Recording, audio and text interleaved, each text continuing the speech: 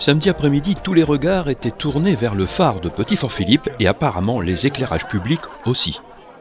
Sa superbe retrouvée, après une séance de travaux qui était apparue nécessaire, l'heure était à son inauguration. C'est devant la descendance bien-aimée, devant les matelotes, que j'ai donc le plaisir d'inaugurer notre phare, votre phare de Petit-Fort-Philippe, rénové et embelli. Merci.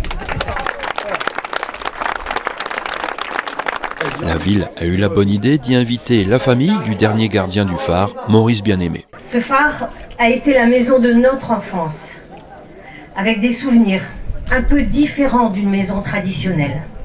Nos parents ont vraiment été très investis dans leur métier. Ils ont aimé et entretenu cette maison comme si elle leur appartenait. D'ailleurs, ils ne disaient pas le phare, ils disaient mon phare.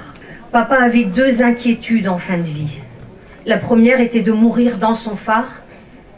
Il a eu ce qu'il voulait, il est mort dans sa cuisine. Il expliquait la façon dont il devait sortir et ça s'est passé exactement comme ça. Et la deuxième, c'était ce qui se passe aujourd'hui. C'est-à-dire continuer à vivre et à faire vivre ce phare. Je suis sûre de là où ils sont mes parents, ils doivent être vraiment très fiers de ce qu'a réalisé cette municipalité et toutes les entreprises qui ont participé. Merci, vraiment merci du fond du cœur.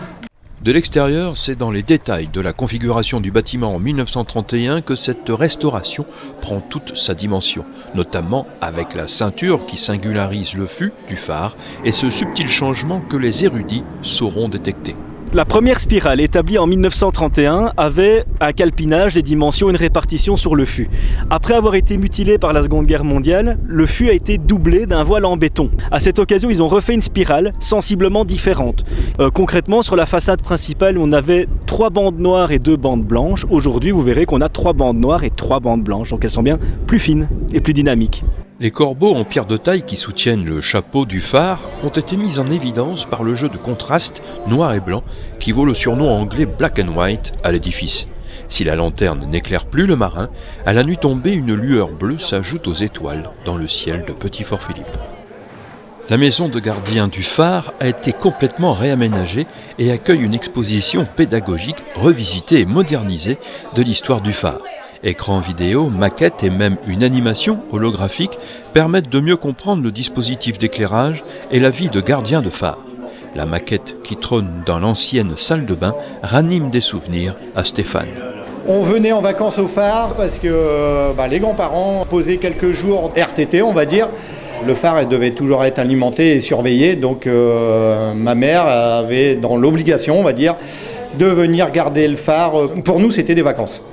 Les combles qui ne sont pas accessibles au public ont pour Stéphane la couleur sépia de son enfance. Il y a le grenier également qui servait de chambre parce que la famille Bien-Aimée, ils ont eu pas mal d'enfants. Dans le grenier, il y avait un coin avec tous les jouets des tontons et tatas. Donc pour nous, c'était magnifique de venir ici jouer.